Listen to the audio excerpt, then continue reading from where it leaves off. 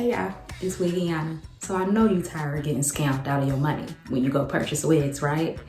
It happens to so many people. I can't believe that it's actually still happening. So today, I'm gonna help you out. I'm gonna tell you what you should be looking for and some key points that you should try to recognize when purchasing. Now, let me say this. This is not 100 proof, scam proof, okay? Meaning that there are some people who can still get to the cracks, but if you just do your research and be diligent about who you're purchasing from, then you'll definitely be in a better position. So go ahead, click that like and subscribe button, and we're gonna go ahead and get into this video. First thing you wanna do is you wanna make sure that you are purchasing from a reputable wig company. You wanna make sure that the site is legit. And you can kind of do this by making sure, go back and put it in your search bar to make sure it's exactly what you looked up. Remember, some of these people are getting through the cracks because what they're doing is they're actually getting a website that is like super close in proximity of what the website is that you're actually looking up. So just for example, you're looking up Hair Rich Club. Well, it may say Hair Rich Club and it may have a 1 on it, right? Well, it's very similar. And if you're not paying attention, then more likely you may click on it and you may purchase. So you want to make sure that you're cautious of that. The other thing that you can make sure is that you can go and you can check out the site on the different platforms. So usually, just like how I have on my website or my social media platforms, my website is always attached to it. So that's another way that you can cross-reference. So if you go and you find an actual wig company that you may like, go look it up on your social media platforms such as Facebook or TikTok. I'm not sure if it would be listed under the same thing as Instagram, but you can also check there.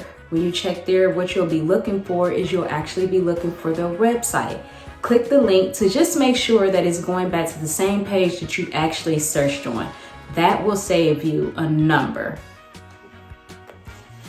So the next thing you want to do is you want to make sure that you are checking the reviews. You want to make sure that you do a cross-reference with Google and also the reviews on the website. But keep in mind, sometimes people get on websites and they pay people to actually leave them these reviews. This is why you want to do a cross-check. I would suggest don't go with the first few reviews that you see on the page, because the first 3 or 4 could be really good and the next 10 or 12 could be really bad. So what I would suggest is make sure you scroll back through the reviews. Also look at reviews from wig wearers.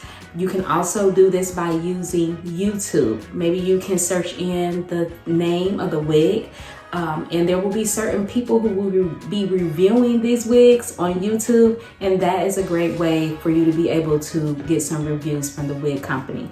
When you go to Google, just type in the name of the business, and if it's a reputable business, it should come up and they should have a list of reviews there for you. Now, with that being said, don't go overwhelming with the fact that you do see a few bad reviews. Bad reviews are actually good. The reason why is because the bad reviews actually let you know that this is a real company. Everybody is not always satisfied, and that's not bad. So bad reviews can definitely keep you out of making a bad purchase, but they can also let you know that the product is real, the company is real, and hey, if you decide you want to move forward and you want to try it from there, go for it.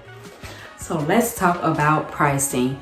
Pricing, this is one of my #1 things that I think people should be aware of when it comes to dealing with reputable wig companies. There are a lot, I mean a lot, millions of wig companies that are online, and some of them are false advertising. Heck, I've even had some take my actual ads and use them for their own benefit. So with that being said, you want to make sure that you are cautious. When you see wig companies that are advertising units of other creators, or if you see a wig company that is advertising a well-known wig maker that you know, that may be a scam. I would say that you definitely want to do your research. With that being said, the pricing is always key when it comes to purchasing a wig. Now, some of the prices, when you see $19.99 for a human hair lace frontal wig, I would say that you should be a little bit skeptical on purchasing from that company. The reason why is because usually lace front human hair wigs starting out at a certain length are not going to be $19.99. So it's probably a scam. We want to make sure that we compare apples to oranges, ladies. So with that being said, you want to make sure that if you were going to purchase a 20-inch frontal wig from one company and they're saying that you could get it for, we'll just say $50, I would say that you want to do a cross-reference with other companies to see what their prices are. Because let's just say that same wig that you're thinking about purchasing and it's on 3 other sites and it's for $200. I would say that the one that's selling it for $50 is probably the red flag. So with that being said, you definitely want to be realistic when it comes to your pricing. Some people do have sales, meaning that you can get some great deals at times, but you want to make sure that you're not being unrealistic with your pricing to say that you'll get a 16-inch completely ready to install unit for $90. I can guarantee that that is probably going to be impossible, but hey, if you go for it, go for it. Let me know how it works out for you, okay? If the pricing seems too good to be true, I would say that it's probably a red flag. Next, you want to make sure that you read the description. If the product does not have a description on it, I would say that you may want to be a little bit leery. Now, however, if the company offers some type of web chat or support, you can ask them for the description through that web chat or support if they will provide it. However, if it doesn't have a description on it and it makes it kind of hard for you to know what it is, they may be trying to hide some details from you that they're not being completely upfront about. For example, if it shows that it's a lace front having a part, but then when you go to the actual description and it says nothing about it being a lace front or what type of lace or what size lace it may be, then that may be a possible red flag. Most products have very descriptive descriptions or details on them, actually informing the customer on what it is they'll be getting when it comes to the length, the lace, whether it's a frontal or a closure and things of that nature. And as I mentioned, if it's not there, I would say you definitely want to ask before purchasing.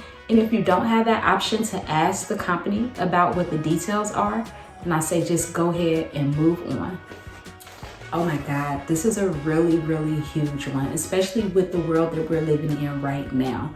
So most people are doing payments through other processors outside of our websites, right? So that means that they're taking forms of payment such as Cash App. Some people are taking PayPal. Now let me say this, what some people do not realize, if you are not paying to a company and you are paying to a person, family or friend through PayPal, it is not secure. Because what PayPal is going to recognize is they'll recognize the fact that if you're paying to a family, friend, or a person that you may know, it's basically saying that you know this person and you are honoring that this is a real person. So when you have people who say, hey, you can pay me through PayPal, be aware if it's not a business that you're paying, you may have a really hard time trying to retain your money if it is a scam, okay? A lot of people like to use PayPal. PayPal is great, but that is the one thing that if you do not pay it to a business, it can go against you. If you pay it to a family, friend, or relative, because what you are saying as the customer is you are saying this person is reputable, I know this person, and you're approving that payment, okay? So just keep that in mind.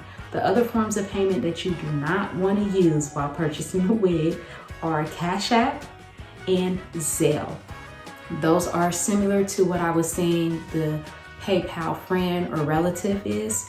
Those are similar to that. Once you make a payment on Cash App or Zelle, you are basically confirming that you know the person and that you are authorizing this payment. You will not receive your money back.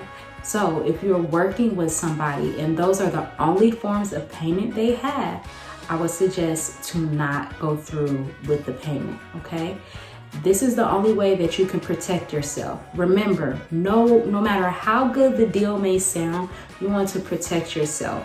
And if that is the only way that you can protect yourself is by making a payment through a processor, then that's what you want to do. So I hope that this video helps you guys out so that you don't get scammed in the future on your wig purchases. Remember to purchase from a reputable wig site. Make sure that your price and the value of what you're buying is comparable, okay? Be realistic with your pricing. Remember, you can get a deal, but if it's too good to be true, it sounds like it, then it may be a red flag. You want to make sure that you read the descriptions. Please read the descriptions. You also want to make sure that you use a reputable payment processor.